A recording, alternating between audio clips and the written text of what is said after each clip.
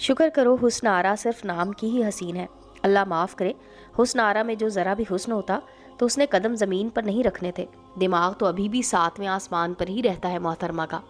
ये मंजली चच्ची और बेबी फूफो की मुश्तरका राय थी हुस्न आरा के बारे में। ख़ानदान भर में अपने चिड़चिड़े और तीखे मिजाज की वजह से मशहूर हुस्न आरा खैर से 4 भाइयों के बाद जब दुनिया में आई तो मानो अम्मा की तो खुशी की इंतहा न रही। बड़ी मिन्नतें मुरादें मांगी थी, तब कहीं जाकर ऊपर तले के 4 बेटों के बाद बेटी की सूरत देखना नसीब हुई थी।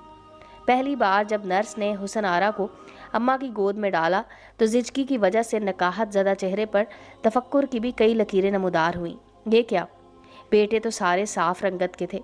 अम्मा खुद बेहद गोरी चिट्टी, अब्बा भी गंदुमी रंगत के मालिक थे, मगर बेटी गहरा सांवला रंग और आम से नकूश। खैर अल्लाह की मसलहत जानकर नन्ही सी जान को सीने से लगा लिया। दादी ने 4 अदद पोतों के बाद जब पोती की आमद की खबर सुनी तो खुशी से निहाल शादा और फरहा ढेरों मिठाई लिए हस्पताल आ पहुंची। मगर पोती को देखते ही हुई माँ कहती नाक पर उंगली जमाकर बैठ गई, ए बहू, सिंघाड़े तो नहीं खा लिए थे? मुझसे नज़र बचाकर। चारों लड़कों की दफ़ा भी खूब नज़र रखी थी मैंने तुम पर कि कुछ उल्टा सीधा ना खा लो इस हाल में। नहीं अम्मा, कैसी बातें कर रही हैं आप? अम्मा जो निढाल सी लेटी थी बेजारियत से बोली। पर दादी पर चंदा असर न हुआ। ये रहने दो बहू, कितना कहा था तुमसे कि अपनी इस पड़ोसन सहेली से मिलना जुलना कम रखो इस हाल में, पर तुम कब सुनती हो किसी की। खैर से सारे ही बच्चे गहरी रंगत के हैं। दादी की अपनी ही मंतक थी। अम्मा ने बेबसी से अब्बा की तरफ देखा जो अब तक खामोश खड़े थे। अरे अम्मा, क्यों फ़िक्र करती हैं? शुक्र अदा करें कि अल्लाह ने हमें अपनी रहमत से नवाजा है। बस अच्छे नसीबों की दुआ करें।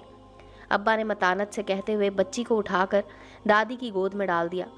आय हाय, क्यों नहीं, अल्लाह खैर से नसीब अच्छे करे मेरी बच्ची के। दादी ने कई बलाएं ले डाली और हुक्म सादिर कर दिया कि आज से और अभी से बच्ची को सब हुस्न आरा के नाम से पुकारेंगे। गुमान गालिब था कि नाम का असर शख्सियत पर ज़रूर पड़ता है। अस्पताल से घर आते ही दादी ने कमर कस ली। दिन में 2-2 बार बच्ची को नहलाती, कई बार मुंह रगड़ रगड़ कर धुलाया जाता। रोगने बादाम की मालिश और न जाने कौन कौन से टोटके सारा दिन अम्मा को भी साथ लगाए रखती। बुढ़ापा था, नन्ही सी बच्ची को उठाए रखने में ही हाँफ हाँफ जाती थी। ए बहू, रंग तो मानो बहुत ही पक्का लगता है, किसी चीज़ से नहीं कट रहा। थक हार कर तकिया लगाकर लेट जाती, मगर दूसरे ही दिन फिर नए जोश और टोटके के साथ उठ खड़ी होती। हुसन आरा ने होश संभाला तो खुद भी दादी के साथ जुट गई। किताबों रसालों से पढ़कर, टीवी पर देखकर दोनों दादी पोती टोटके आजमाती रहती।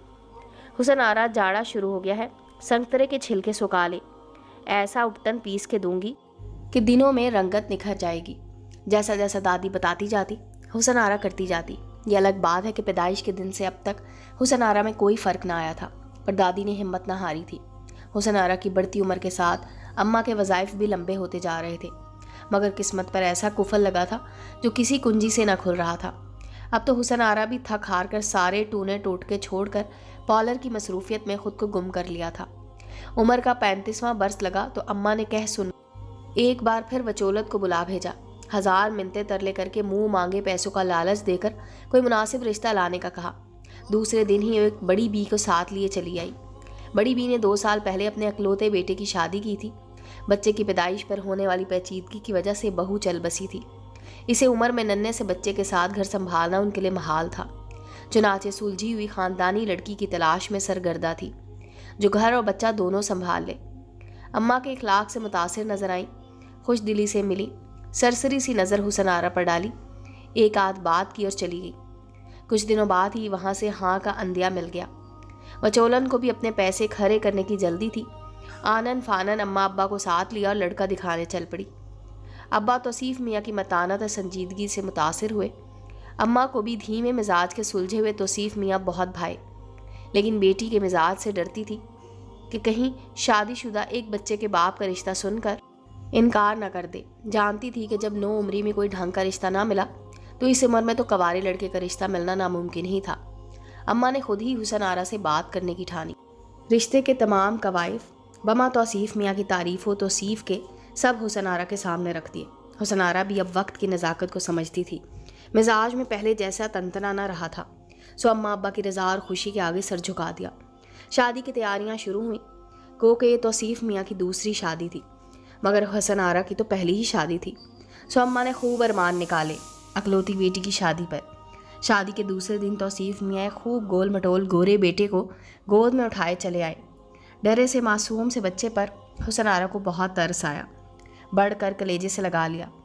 وہ بچہ جو پیدا ہوتے ہی ممتا جیسی عظیم نعمت سے محروم ہو گیا تھا، حسن آرا سے ایسا مانوس ہوا کہ ہر وقت اس کا پلو تھامے ساتھ ساتھ رہتا۔ توصیف میاں ابھی دفتر سے لوٹے تھے اور حسب عادت اماں جان کی مزاج پرسی کے لیے ان کے کمرے میں موجود تھے۔ حسن آرا دل کی بہت حسین ہے اماں، ایک اطمینان سا ہو گیا ہے، اب کوئی بے سکونی نہیں رہی۔ منع کی طرف سے دفتر میں بھی سکون سے اپنا کام کرتا ہوں۔ توصیف میاں کے لہجے میں حسن آرا کے لیے ممنونیت اور عقیدت تھی، تو اماں کے لیے بھی مان اور پیار تھا۔ دل کو لگتی بات کی ہے توصیف میاں، حسن آرا نے منع کو بالکل سگی ماں جیسا پیار دیا ہے۔ اللہ سکھی رکھے بچی کو۔ اور دروازے کی چوکھٹ پر چائے لے کر آتی حسن آرا دل تھامے کھڑی تھی۔ اتنی عمر بتا دی ایک لا حاصل کے پیچھے۔ پتہ نہیں تھا کہ تن اجلا نہ بھی ہو تو من کا اجلا پن آپ کے چاروں طرف نور کے چراغ روشن کر دیتا ہے۔ حسن کا جو خراج آج ملا تھا وہ انمول تھا۔ دو جلد باز آنسو آنکھوں سے پھسل کر رخسار پر امڑ آئے تھے۔ ساری زندگی اپنی تعریف کے لیے ترسنے والی حسن آرا کے لیے یہ احساس بے حد خوش کن تھا کہ وہ بھی حسین ہے، دل کی حسین۔ سیرت نہ ہو تو عارض و رخسار سب غلط، خوشبو اڑی تو پھول فقط رنگ رہ گیا۔